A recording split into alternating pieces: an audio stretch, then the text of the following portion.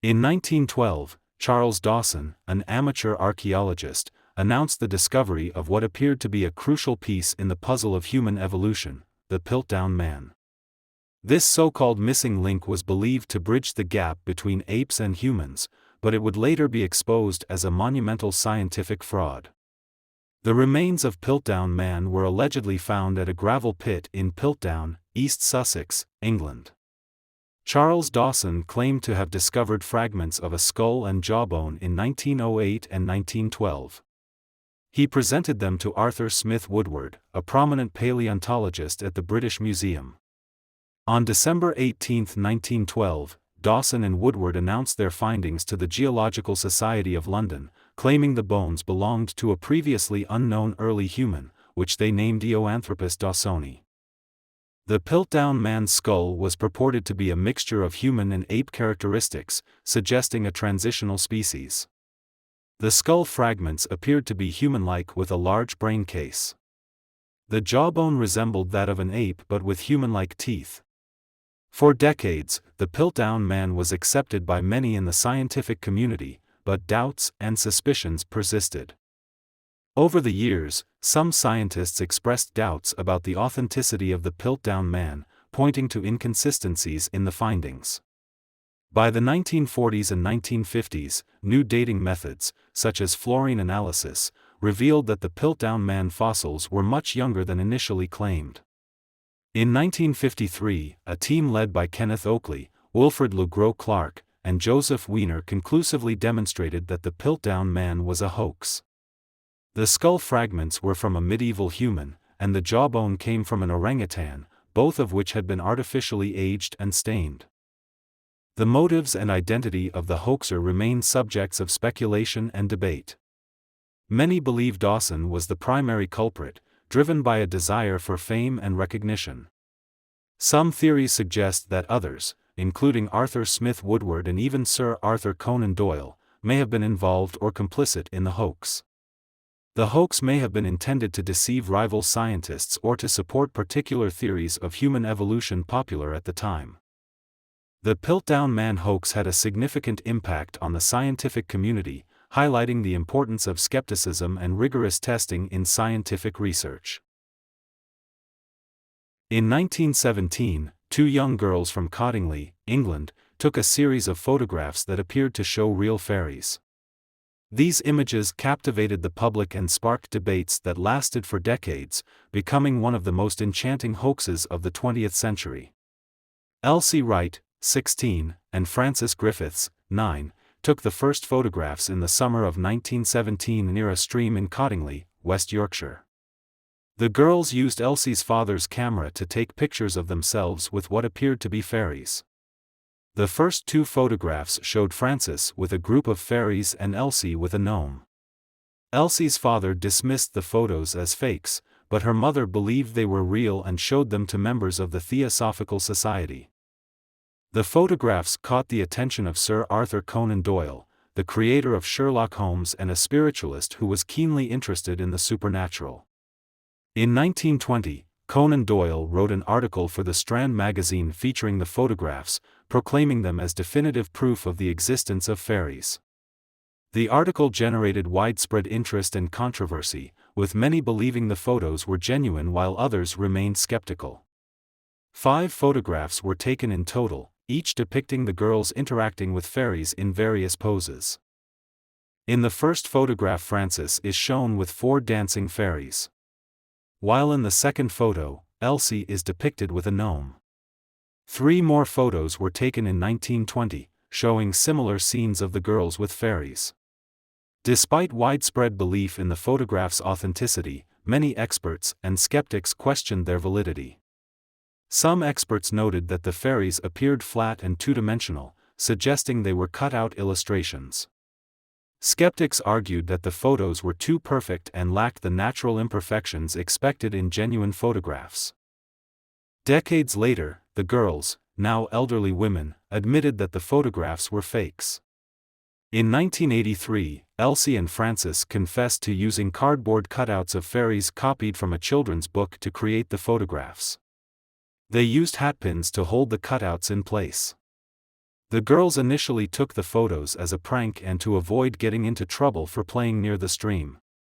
They were surprised by the public's reaction and decided to maintain the ruse.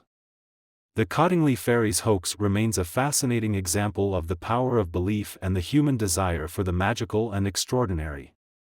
The hoax demonstrated how media and influential figures like Conan Doyle could shape public perception and belief.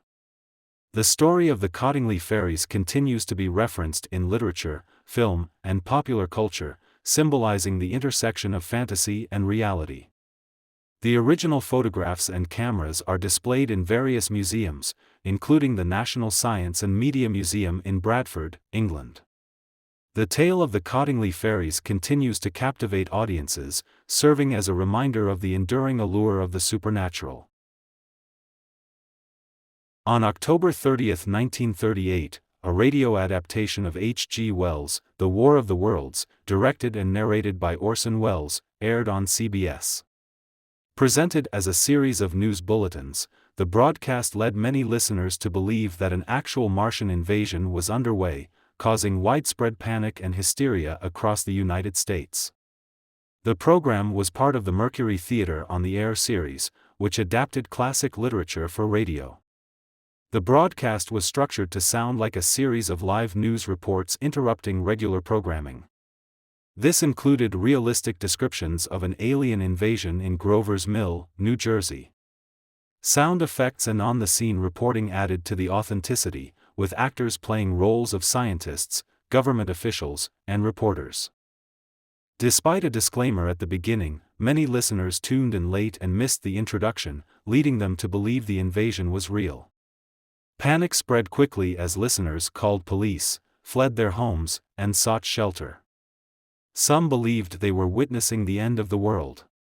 Newspapers the next day reported on the mass hysteria, with headlines emphasizing the chaos and fear the broadcast had caused. The reaction to the broadcast highlighted both the power and responsibility of the media in influencing public perception. Orson Welles held a press conference to apologize, insisting that it was not intended to deceive but to entertain. The broadcast led to changes in broadcasting regulations, including clearer disclaimers for fictional programs. The War of the Worlds broadcast remains a landmark event in the history of media, illustrating the potential for mass communication to influence and manipulate public perception. The event highlighted the vulnerability of the public to misinformation, a lesson still relevant in today's digital age. The broadcast has been referenced and parodied in various media, serving as a cautionary tale about the power of storytelling. The War of the Worlds broadcast of 1938 is a classic example of how fiction, presented in a realistic format, can lead to widespread panic and misunderstanding. In August 1835, a series of 6 articles published by the New York Sun newspaper described astonishing discoveries on the Moon, including lunar cities, exotic animals, and even bat-like humanoids. This elaborate hoax captivated readers and became one of the most famous media deceptions of the 19th century. The articles were attributed to Sir John Herschel, one of the most famous astronomers of the time, lending credibility to the extraordinary claims. The series ran from August 25 to August 31, 1835. The first article announced that Herschel had made groundbreaking astronomical discoveries using a powerful new telescope. The articles described in vivid detail the landscapes, flora, and fauna of the Moon, claiming to have observed bizarre creatures and advanced civilizations. The hoax described various fantastical creatures, including bison, goats, unicorns, and bat-like humanoids named Vespertilio Homo. The articles claimed that intelligent beings inhabited the Moon, living in vast cities made of crystal. The reports detailed imaginary scientific methods and equipment, giving the articles an air of authenticity. The Great Moon Hoax sparked immense public interest and debate, with many readers believing the incredible stories. The articles drew huge crowds, eager to read the latest revelations about the Moon. While some scientists expressed skepticism, the hoax was so well crafted that it sowed doubt even among educated readers. The hoax was eventually exposed, but not before the New York Sun had enjoyed a significant boost in circulation and popularity. As the article's claims grew increasingly outlandish, skepticism increased. Eventually, Richard Adams Locke, a reporter for the New York Sun, was revealed as the author of the hoax. The Great Moon Hoax highlighted the power of the press and the public's fascination with the unknown. The hoax demonstrated the influence of newspapers and the ease with which sensational stories could capture the public's imagination. The Great Moon Hoax remains a significant event in the history of journalism, often cited in discussions about media ethics and the responsibility of the press. In 1869, the discovery of a giant, petrified man, in Cardiff, New York, created a sensation that drew thousands of spectators and sparked heated debates. The Cardiff Giant, however, was not an ancient relic but a cleverly orchestrated hoax that became one of the most famous frauds in American history. The Cardiff Giant was unearthed on October 16, 1869, by workers digging a well on the farm of William C. Stubb Newell. Newell's workers uncovered a 10-foot-tall stone figure resembling a human, leading Newell to claim it was a petrified giant. Newell quickly capitalized on the discovery, charging spectators 50 cents each to view the giant. The news spread rapidly, attracting enormous crowds. The Cardiff Giant was the brainchild of George Hull, an atheist and cigar manufacturer who wanted to expose the gullibility of religious believers and make a profit.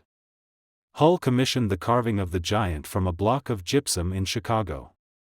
He hired stonecutters to shape it and had it shipped to Newell's farm, where it was buried for a year before being discovered. Hull was inspired by a debate with a fundamentalist minister about the literal interpretation of the Bible, particularly the passage about giants once inhabiting the earth, Genesis 6 verse 4. The Cardiff Giant sparked intense debates among scientists, theologians, and the public. Many scientists and scholars were skeptical of the giant's authenticity from the beginning. Yale paleontologist Othniel C. Marsh declared it a fake after a brief examination. Despite skepticism from experts, the public was fascinated by the giant, and the controversy only increased its popularity. The hoax was eventually exposed, but not before it had made a significant impact. Showman P.T. Barnum offered to buy the giant for $50,000. When Hull and Newell refused, Barnum created a plaster replica and displayed it, claiming his was the real giant. This led to a legal battle over the authenticity of both giants. Under mounting pressure and scrutiny, George Hull eventually confessed to the hoax in December 1869. He revealed the details of the creation and his motivations behind the deception.